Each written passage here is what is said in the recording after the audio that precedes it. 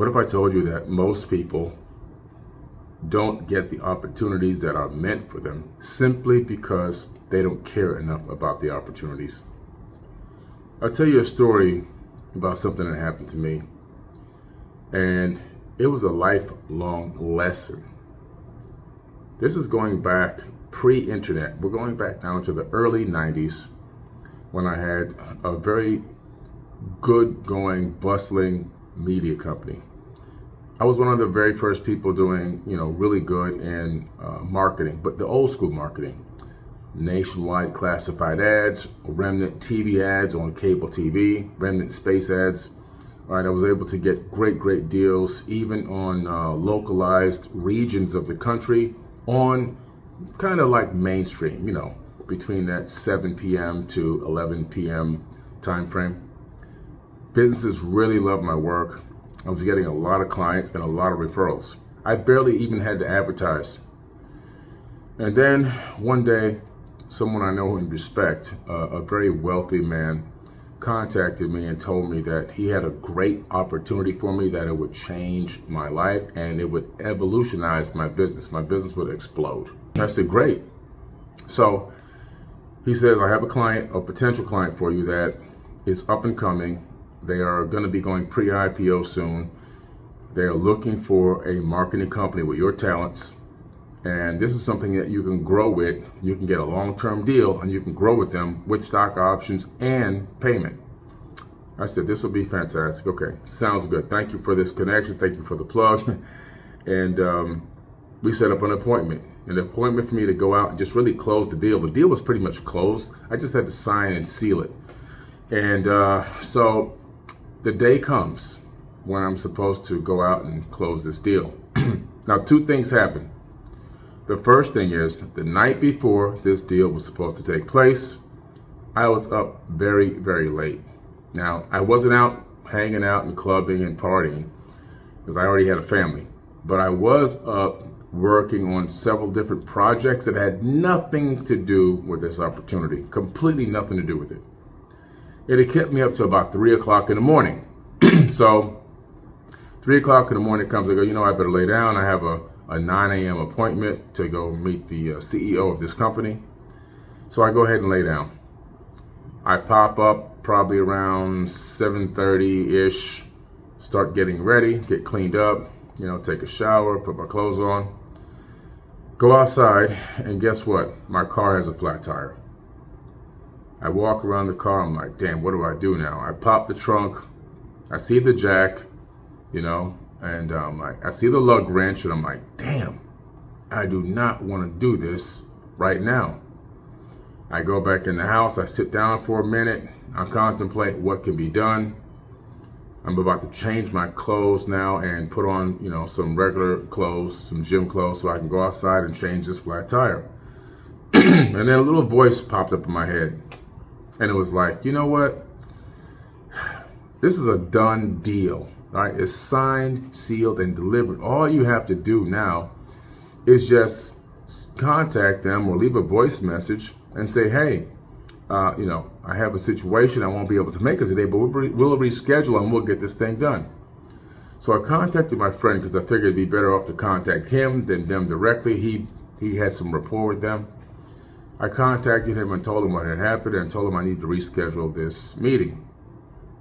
He didn't sound happy at all. He was very pissed. I could tell. He contacted the company and told them that, obviously I wouldn't be able to make it today and to reschedule, that I had a situation with one of my vehicles. And long story short, I never got the reschedule. After about 4 or 5 days, I was calling my friend. He wasn't answering. Eventually, he picked up about a week and a half later. And I was like, hey, man, I'm trying to reschedule this appointment. What's going on with the appointment? I want to get this deal locked in. He goes, unfortunately, Billy, that deal's gone. They went with someone else. I was like, really? I thought you had it locked in for me. I thought it was a done deal. He said, it was a done deal, but you never showed up to close it. I said, yeah, but I had a flat tire. He said, let me ask you a question. He says, if you had a car and a family and you knew that if you didn't get in that car and go to work the next morning, that your family would starve. If they said, if you don't show up, your whole family's gonna starve. And you had 4 flat tires that morning. He said, would you make it a priority to get those tires fixed so that your family wouldn't starve to death? I said, oh yeah, for sure. I mean, of course, absolutely. He goes, you said, you see, that's exactly why you lost the deal. You didn't see them as important enough to make them a priority. He said you had several options available to you and you didn't take any of them. Now, back then, this is pre-Uber, so I could have called a taxi, right? I could have called for a ride for someone. I could have taken the bus. And I could have fixed the tire myself, changed it to the spare tire. I had 4 options, and I chose none of them. That was the problem. So I had this great golden opportunity right in front of my face. All I had to do was walk in the door and smile, give a little charisma, talk about some opportunities and some of the things I had accomplished, sign on the dotted line. This self-sabotage and this laziness and this assumption that the deal was done before it was done cost me potentially billions of dollars. Billions, not millions, billions. Because I had stock options. I would have had stock options. The company, which I'm not naming, is currently now a Fortune 500 corporation worth billions of dollars. Billions.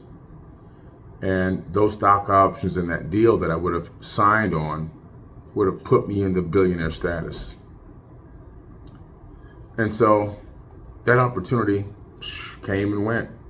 I didn't see it as the opportunity for what it was. I didn't see it as a bridge to the next level of my evolution in business and finance and even myself spiritually and legacy.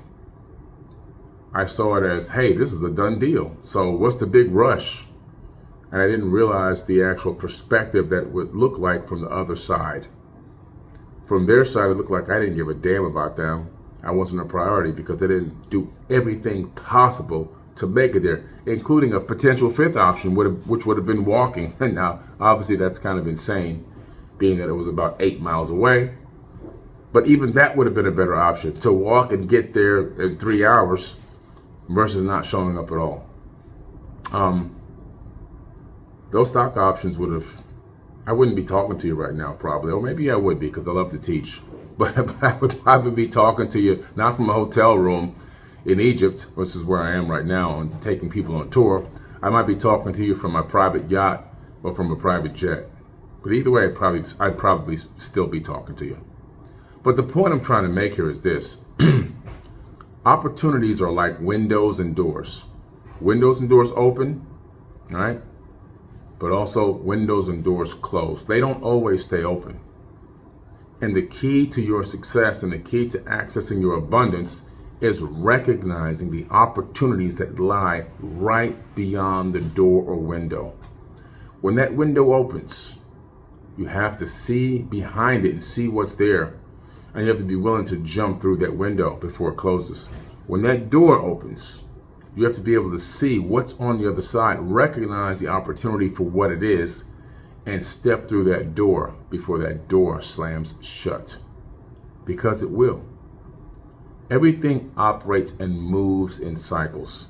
Right? Cycles of rise and fall, cycles of open and close, cycles of wealth and poverty, cycles of the rise and fall of civilizations. I mean, I can just keep going on and on and on. Even your life, as you recognize and look back on your life, you'll see that your life flows in cycles. And you can enter into a cycle of abundance, of overabundance, if you can recognize the opportunity as it is presented to you and make it a priority in your life. So many of us have lost out on so many great opportunities simply because we didn't recognize the opportunity for what it was. So I'm telling you, make it an actual thing, a ritual, to take information, take data that's presented to you in a constructive way, sit down, analyze it, meditate on it before making a decision whether to act on it or not. because it could be the thing that takes you to the next level. It could be the things that will help you and your family build a legacy. Important stuff. These are the type of amazing lessons, my life lessons, that I teach inside the Forbidden Knowledge Academy. My hopes are that my stories will inspire you, but also that they will help you shortcut your way. Not that there's a shortcut to success, but bypass specific types of obstacles as they might arise, or navigate them better. So you can ride off of some of the failures that I've had and utilize that knowledge to your benefit so that you don't make the same mistakes. And of course, in there I also teach extensively financial literacy, entrepreneurship, self-improvement, and so many other aspects of spirituality and reality, even metaphysics and ancient wisdom. So I'm imploring you to go to the link in the caption of this video or in my bio and click on that link and go to the Forbidden Knowledge Academy and register ASAP and join over 1,200 incredible leaders that are helping to shift mankind to a new paradigm. And myself and my coaching team will mentor you and get you to the next level. I guarantee it.